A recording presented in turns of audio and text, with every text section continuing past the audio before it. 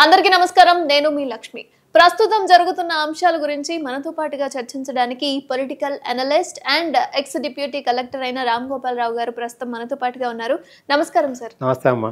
Sir, recent గా అంటే ప్రతి వారం ఒక చర్చనీయాంశంగా జరుగుతున్న అంశం ఏంటి అంటే హైడ్రా. సో ఈ హైడ్రాకి సంబంధించి కొంతమందికి నోటీసులు ఇస్తున్నారు, కొంతమందికి ఇవ్వట్లేదు, ఉన్నట్టుండి కొంతమంది కూల్ చేస్తున్నారు.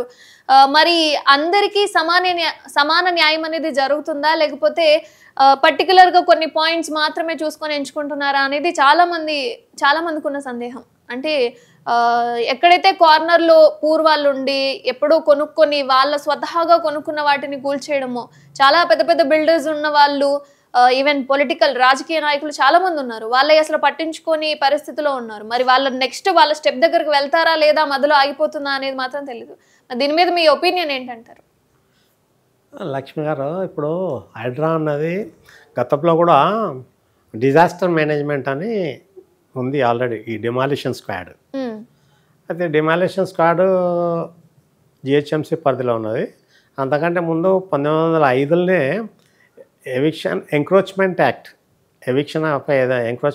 ఏదైతే ఉందో దాని మీద ఈ ఆక్రమణలను తొలగించే చట్టం 1905లో ఉన్నది. తర్వాత 1982లో ల్యాండ్ గ్రాబింగ్ చట్టం పెట్టారు. ల్యాండ్ గ్రాబింగ్ గవర్నమెంట్ ఇవ్వాలని ఉంటే దాని మీద ల్యాండ్ గ్రాబింగ్ ట్రిబ్యునల్ ఉండే. అయితే ఇక్కడ ఏదైతే ఉందో పెద్దోళ్ళు తక్కువ ఉన్నారు, బీదోళ్ళు ఎక్కువ ఉన్నారు. ఇక్కడ తప్పే వాళ్ళు అయితే ఉందో ఇక్కడ ప్రత్యేకంగా మొట్టమొదట రెవెన్యూ డిపార్ట్మెంటు, మున్సిపల్ అడ్మినిస్ట్రేషను, తర్వాత ఇరిగేషను, రెవెన్యూ తర్వాత ఇరిగేషన్, వీళ్ళిద్దరు జంట పక్షులు అన్నట్టు. దొంగతనానికైనా మంచి చేయడానికైనా ఇరిగేషన్ వాళ్ళు నిద్రపోతేనే రెవెన్యూలకు సంబంధం ఉంటుంది. అయితే ఇరిగేషన్, మున్సిపల్ అడ్మినిస్ట్రేషన్, హెచ్ఎండిఏ, తర్వాత వాటర్ వర్క్స్, తర్వాత ఎలక్ట్రిసిటీ డిపార్ట్మెంట్, వీళ్ళు ఏదైతే ఉందో వీళ్ళు ఈ బాధ్యత అన్నట్టు. వీళ్ళందరూ కనెక్టివిటీ కాదు, వీళ్ళు సమాన బాధ్యత వీళ్ళందరిది. రిజిస్ట్రేషన్ డిపార్ట్మెంట్ అవగానే ఇక్కడ పెద్ద తప్పు ఏదైతే ఉందో 1971 దాకా తెలంగాణలో ఏ భూమి కొనాలన్నా అమ్మాలన్నా తహసీల్దార్ పర్మిషన్ ఇచ్చేది. తాలూకా సిస్టంలో పర్మిషన్ ఏంటంటే ఇది షికమా, పట్టానా, టెనెంటా, ఇనామా, దస్తగార్డ్ కానీ లేకపోతే ఏదైతే ఫారెస్టా, ఎవాకి ప్రాపర్టీ, ఎనమీ ప్రాపర్టీ, ఇవన్నీ చూసి వాళ్ళు పర్మిషన్ ఇచ్చేది. ఆ సిస్టమ్ 71 దాకా ఉన్నది. అంతకంటే ముందు టెనెన్స్ యాక్ట్లో కూడా సెక్షన్ 47, 48 కింద పర్మిషన్ మ్యాండేటరీ ఉండే. ఇప్పుడు ఏదైతే ఉందో దాన్ని అమెండ్ చేసేసి రిపీల్ చేసి పడేసారు 2 సెక్షన్. ఆ 2 సెక్షన్లు రిపీల్ చేయడం జరిగింది టెనెన్సీ చట్టం కింద. 1950 తెలంగాణ టెనెన్సీ చట్టం కింద 2 సెక్షన్లు రిపీల్ చేసేసి ఇష్టారాజ్యం రిజిస్ట్రేషన్ చేసుకుంటూ పోతున్నారు. అదొకటి. ఇక్కడ ఇంకొక ప్రాబ్లం ఏమైందంటే దొడ్డదారి ఏం తీసిరు అంటే, ఎమర్జెన్సీలో ఇందిరాగాంధీ ఏం చేసిందంటే ఫిబ్రవరి 1976లో ఫిబ్రవరి 76లో అర్బన్ ల్యాండ్ సీలింగ్ చట్టం పెట్టింది. అర్బన్ ల్యాండ్ సీలింగ్ చట్టం ఏదైతే ఉందో అర్బన్ ల్యాండ్ సీలింగ్ క్లియరెన్స్ ఉంటేనే రిజిస్ట్రేషన్ చేయాలి. అది చేయకుండా ఏమంటే దొడ్డదారి వెతికిరన్నట్టు వాళ్ళు. ఇక్కడ రిజిస్ట్రేషన్ డిపార్ట్మెంట్ మెయిన్ ముద్దాయి. Hot registration, hot number, door number, ఇప్పుడు ఇది 2-3-93 ఉంది అనుకో, 93/1, 93/1 ఇట్లా ఆయిలు ఇవన్నీ సబ్ డివిజన్లు వేసుకొని సబ్ నెంబర్లు వేసి ఈ రకంగా గండి కొట్టారు. అదొకటి. ఇంకొకటి ఏంటంటే ఇక్కడ పిఓబి ఉంటుంది ప్రతి గ్రామానికి. ప్రొహిబిటరీ ఆర్డర్ బుక్ అని పిఓబి బుక్ ఉంటుంది ప్రతి గ్రామానికి. రికార్డు ఉంటుంది. తాలూకాల కానీ మండల కానీ రికార్డు ఉంటుంది. దాంట్లో ఏంటంటే ఏ సర్వే నెంబరు ఎందుకోసము రిజిస్ట్రేషను అనుమతించబడదు అన్న దాని మీద రీజన్స్ ఉంటుంది అన్నట్టు. ఆ రిజిస్ట్రేషన్లో ఆ రికార్డ్ అంతా ఉండాలి. ఇవన్నీ ఏమి పాటించకుండా ఇష్టారాజ్యం చేసుకుంటూ పోయారు. దాని మీద ఏంటంటే ఈ దాదాపు 2000 దాకా భూమి రేట్లు ఎక్కువ లేవు సిటీలో, హైదరాబాద్లో. ఈవెన్ 2004 దాకా కూడా బంజారా జూబ్లీలో కూడా 4000, 5000 ఉంటే ఎక్కువ ఉండే పర్ యార్డు. ఈ రేట్లు పెరిగే వరకు ఇక్కడ ఏమైంది, ప్రొహిబిషన్ లేకపోయే వరకు రిజిస్ట్రేషన్ చేయడం ఏదైతే ఉందో నెంబర్ వేసిన తర్వాత ఇక్కడ డిపార్ట్మెంట్ ప్రాబ్లం ఏంటంటే వాళ్ళకు కూడా 22 పిఓబి అన్నది కంపల్సరీ వాళ్ళు రిజిస్ట్రేషన్లో కూడా మొత్తం పబ్లిక్ డొమైన్లో పెట్టాల్సింది ఉండే. అది పెట్టకుండా ఇష్టారాజ్యం రిజిస్ట్రేషన్ చేసే వరకు అమాయకులు కదా, తెలిసో తెలియకో ఎంతో గూడో జాగనో కావాలనుకుంటూ ఉంటారు. ఇప్పుడు మీకేం తెలుసు ఏ సర్వే నెంబర్ ఏందని తెలియదు కదా. ఇక్కడ సర్వోన్నత న్యాయస్థానం సుప్రీంకోర్టు ఏం చెప్పింది, mere registration does not confer title. Registration చేసుకున్నంత మాత్రాన హక్కులు సంక్రమించినవి అనుకోకూడదు. హక్కులు నిరూపించుకోవాల్సిన బాధ్యత అమ్మిన ఆయనది, కొన్న ఆయనది, ఇద్దరికి ఉంటుంది అన్నట్టు దాని బాధ్యత. ఎందుకంటే ఉదాహరణకు ఆయన బైక్ ఎత్తుకపోయినోడు అమ్మేసిండ్రు, కొన్నోడు వచ్చి నేను ఆయన అని చెప్తే కొన్నా అన్నది కాదు. ఉందా లేదా రిజిస్ట్రేషన్ డిపార్ట్మెంట్ అది మన ట్రాన్స్పోర్ట్ డిపార్ట్మెంట్ ఆర్సీ బుక్ అవన్నీ ఏంది చూడాలి. ఈ దొంగ పనులు ఎక్కువైనా కొద్దిగా ఏంటంటే ఈ photo system, Aadhaar system, thumb system ఇవన్నీ పెట్టుకుంటూ వచ్చినా కూడా ఇంకా ఆగాయితాలు నడుస్తున్నాయి అన్నట్టు. ఇటువంటి విధానంలో ఈ చెరువులు, కుంటలు ఏదైతే ఉందో, హైదరాబాద్ అంటేనే లేక్స్ అండ్ రాక్స్. మీరు ఎవరు కుట్టాలి అప్పుడు లేక్స్ అండ్ రాక్స్ అంటే ఎక్కడ చూసినా చెరువులు, కుంటలు, గుట్టలు, కొండలు ఉండేది. అటువంటి మహానగరంలో ఏదైతే ఉందో నిజాంగా మా 7th నిజాం మీర్ ఉస్మాన్ అలీ ఖాన్ ఎవరైతే ఉన్నారో, Osmania university, high court building, general hospital ఇవన్నీ కట్టినాడు ఆ కాలంలో. అప్పుడు ఏదైతే ఉందో 1908లో ఒక ఉధృతమైన ఫ్లడ్స్ వచ్చినాయి తెలంగాణ హైదరాబాద్లో. 2000 మంది చనిపోయారు 1908లో.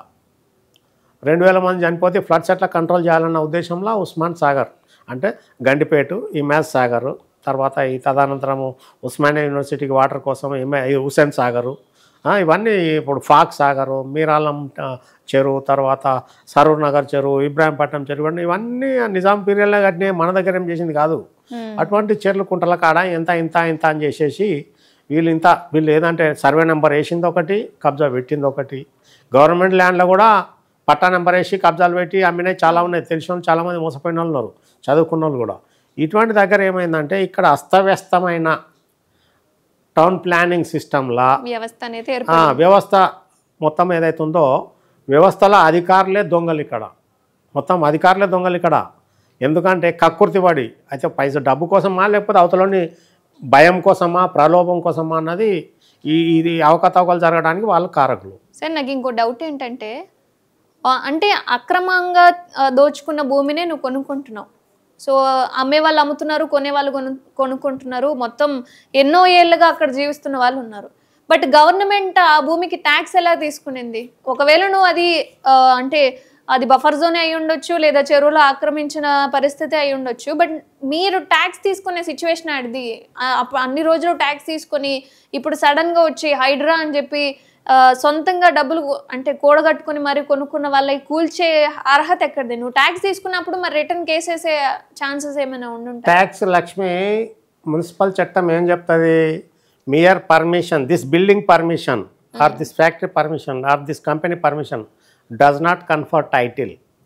పర్మిషన్తోని యాజమాన్య పక్కులు రావు. ఒకవేళ నీ తప్పని తేలితే మళ్ళీ రివోక్ చేసుకొని మళ్ళీ కూలగొట్టే సందర్భాలు ఉంటాయి. మన ఇప్పుడు ఏది ఢిల్లీలో ట్విన్ టవర్స్ కూలగొట్టలేదా లాస్ట్ ఇయర్? 40 అంతస్తుల బిల్డింగ్లు కూలగొట్టారు కదా నోయిడాలో. అదే ఈ పర్మిషన్లు అనేది ఇప్పుడు సపోజ్ ఉదాహరణ ఒకటి దొంగ బండి ఎత్తుకొని పోతాడు, fully loaded vehicle, toll gate దగ్గర బండి వందా అని చూడాడు కదా, బండి దాటుతుంది కాబట్టి వాడు టోల్ గేట్ వసూలు చేసుకుంటాడు. ఇక్కడ కూడా మున్సిపల్ ఏంటంటే నువ్వు ఆక్యుపేషన్లో ఉన్నావు కాబట్టి నువ్వు ప్రాపర్టీ ట్యాక్స్ కట్టాలి, కరెంట్ వాడుకుంటున్నావు కాబట్టి కరెంట్ కట్టాలి, ఇవన్నీ కట్టాలి. ఇక్కడ ఏంటంటే ప్రథమ ముద్దాయి ప్రభుత్వం.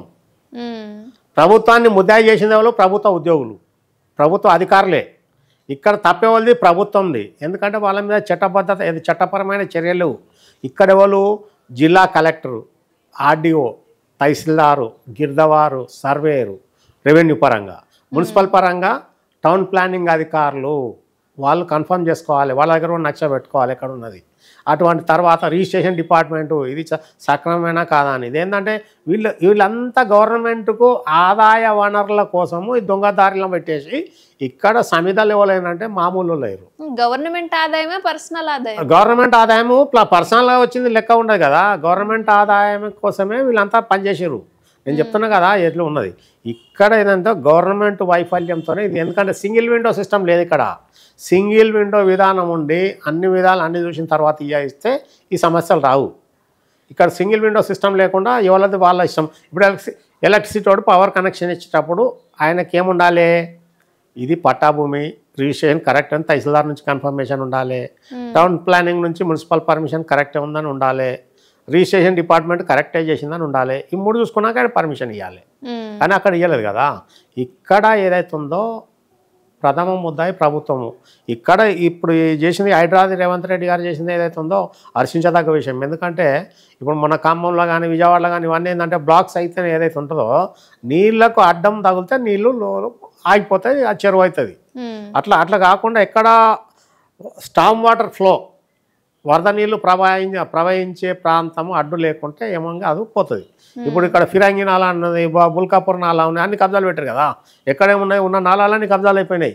చెరువులకు కూడా ఇప్పటికీ పర్మనెంట్ రికార్డు ఉంటుంది.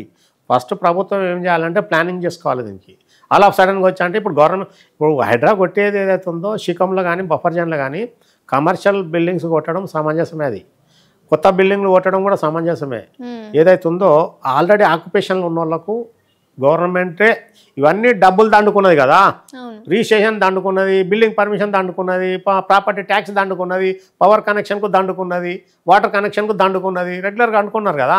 గవర్నమెంట్ నడిచేది ఇవన్నీ ఉన్నది కదా. ఇవన్నీ ఉన్నప్పుడు కూడా గవర్నమెంట్ ప్రథమ ముద్దాయి. వీళ్ళు ఏం చేయాలంటే ఇప్పుడు గవర్నమెంట్ సర్వే కండక్ట్ చేయాలి మొత్తం.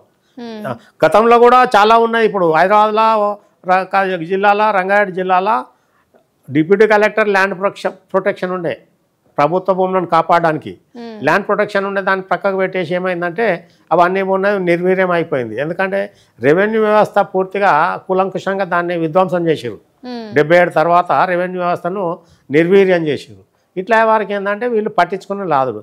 ఇక్కడ అధికారుల కక్కుర్తి ఒక్కొక్కటి ఏంటంటే వాడు గాను ఎద్దులాగా రంగారెడ్డి చుట్టూ హైదరాబాద్ చుట్టే తిరుగుతారు గస్టెడు, ఈవెన్ టాప్ టు బాటం దాకా. మన గతంలో చూడు హైదరాబాద్ కలెక్టర్ మన రంగారెడ్డి కలెక్టర్ మేడ్చల్ పోయిండు, మేడ్చల్ కలెక్టర్ రంగారెడ్డికి వచ్చిండు, వైస్ వర్సా. మన ఇటువంటి ఏదైతే ఉందో వీళ్ళని తీసుకుపోయి ఒక టర్మ్ అయిందంటే మళ్ళీ జిల్లాలో అడుగుపెట్టనియొద్దు. తహసీల్దార్ కానీ ఎనీ గస్టెడ్ ఆఫీసర్, డిప్యూటీ తహసీల్దార్ ఎబో తహసీల్దార్ కానీ, ఆర్డీఓ కానీ, డిఆర్ఓ కానీ, కలెక్టర్ కానీ, వీళ్ళు ఎవరన్నా ఏఈలు మన ఇంజనీరింగ్ కానీ వీళ్ళందరూ ఏంటంటే అక్కడ ప్రాంతం నుండి వరకు వీళ్ళకు అది నరమ ఏంటంటే చూడు దాన్ని ఆదం కోర్షార్ అంటారు, మ్యానీటర్ అంటారు. పులి ఏదైతే ఉందో ఒకసారి మానవ రక్తానికి అలవాటు పడ్డాక అది మిగతాది తినదు అన్నట్టు. వీళ్ళు కూడా ఆ టైప్లా ఈ సిటీ సరౌండింగ్లో వీళ్ళంతా ఇక్కడ తిష్ట వేస్తారు. దానికోటి ఇంకో కలర్ వేసుకుంటారు. ఏదైతే ఉందో అసోసియేషన్ ప్రెసిడెంట్షిప్ ఏదైతే పెట్టుకొని వీళ్ళు చేసేదేం లేదు. అసోసియేషన్ అంటే ఇవాళ రేపు సంఘం కోసం ఉద్యోగస్తుల కోసం కొట్టాలి లేదు, అది వీళ్ళకి ఒక వెపన్ అన్నట్టు, వీళ్ళకి ఒక శాంక్టిటీ, వీళ్ళొక స్టేటస్ లెక్క పెట్టుకొని దాని దగ్గర పైరోల్ చేసుకోవడానికి ఈ పరిస్థితి అయింది. వీళ్ళని కంట్రోలింగ్ అన్నది ఇక్కడ గవర్నమెంట్ ఫెయిల్ అయింది. కాబట్టి వీళ్ళు ఖచ్చితంగా గవర్నమెంటే ఇక్కడ ప్రథమ ముద్దాయి. ఇక్కడ రేవంత్ రెడ్డి గారు చేయాల్సింది హైడ్రా పెట్టినంత మాత్రాన్ని ఏదైతే ఉందో హైడ్రాకు ఇప్పుడు 33 మంది జిల్లా కలెక్టర్లు ఉన్నారు, 70-80 మంది ఆర్డీఓలు ఉన్నారు, 600 మంది తహసీల్దార్లు ఉన్నారు, 600 మంది డిప్యూటీ తహసీల్దార్లు ఉన్నారు, 600 మంది గిరిదారులు ఉన్నారు, 600 మంది సర్వేయర్లు ఉన్నారు. మళ్ళీ ఇంజనీరింగ్లో కూడా ప్రతి మండలకు ఉన్నారు కదా, 600 మంది ఏఈ ఉన్నారు, 70-80 డిఈలు ఉంటారు, ఎస్సీలు, ఈఈలు, ఎస్సీలు, సిఈలు. వీళ్ళంతా ఏం చేస్తున్నారు? వీళ్ళ మానిటరింగ్ సిస్టము ఎప్పుడైతే ప్రభుత్వము అది ఉద్యోగస్తులు గతంలో ఏముంది మా తరం వరకు వ్యవస్థ కోసం, సంస్థ కోసం, డిపార్ట్మెంట్ల కోసం ఉద్యోగస్తులు ఉండేది. ఇప్పుడు ఏమైంది? ఉద్యోగస్తుల కోసం సంస్థలు, వ్యవస్థలు, డిపార్ట్మెంట్లు అన్నీ బలైపోతున్నాయి. అట్లా అందుకోసం ఇక్కడ ప్రథమ ముద్దాయి మానిటరింగ్. ఇంకొకటి ఏంటంటే ప్రత్యేకించి మనకు స్వతంత్రం వచ్చిన తర్వాత ఇప్పుడు చూడరాదు, ఇంత పెద్ద మనల్ని వదిలిపెట్టిపోయిన ఇంగ్లాండ్లో కూడా రాచరికం ఇప్పటికి ఉన్నది. కింగ్డమ్ ఉన్నది కదా, కింగ్ ఉన్నాడు కదా. థాయిలాండ్లో కూడా కింగ్ ఉన్నాడు, జపాన్లో కూడా కింగ్ ఉన్నాడు, కెనడాలో కింగ్ ఉన్నాడు, స్పెయిన్లో కింగ్ ఉన్నాడు. వీళ్ళందరూ ఏదైతే వాళ్ళ సిస్టమ్ ప్రకారం ఉన్నది. మన థాయిలాండ్లో ప్రైమ్ మినిస్టర్ ఎందుకు కరప్షన్ మరకరాగానే దించేసారు కదా. ఆ రకంగా ఇక్కడ మన దగ్గర ఏంది కింగ్డమ్ అన్నది ఏం లేదు. 5 ఏళ్ళు కాగానే కథం. వీడు వచ్చినోడు 5 ఏళ్ళలో ఏం దండుకోవాలి, ఏం దోసుకోవాలి, ఎక్కడ దాచుకోవాలి, 5 ఏళ్ళ టర్మ్ అయిపోతాయి, మళ్ళీ వస్తామా రాదన్నది గ్యారంటీ ఉండదు కదా.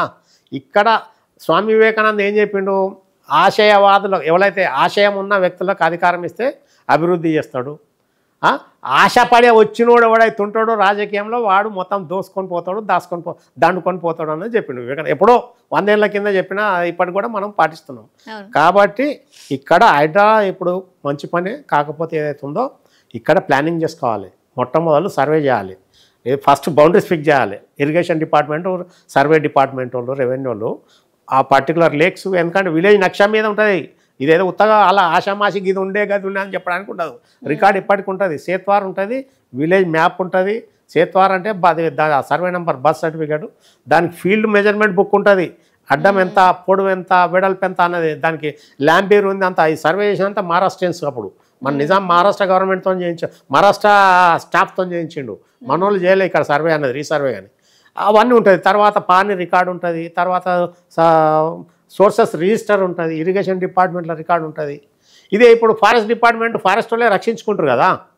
బౌండరీస్ వచ్చినప్పుడు ఇవ్వడం లోపలికి పోతే వాడు పోయి చక్కగా పోలీస్ స్టేషన్లో కేసు పెడతారు. అదే ఇరిగేషన్ వాడు ఆ పని చేసిండా? చేయలే. మున్సిపల్ వాడు చేసిండా? చేయలే. రెవెన్యూ వాడు చేసిండా? లేదు. పార్కులు అన్యాక్రాంతం ఎందుకని? ఎవరికి పట్టింపు లేదు కాబట్టి. ఇక్కడ దోపరికం ఏదైతే అయిందో దోపిడీ వ్యవస్థాదారులు తయారైపోయారు ఉద్యోగస్తులు అట్లా. ధన్యవాదాలు.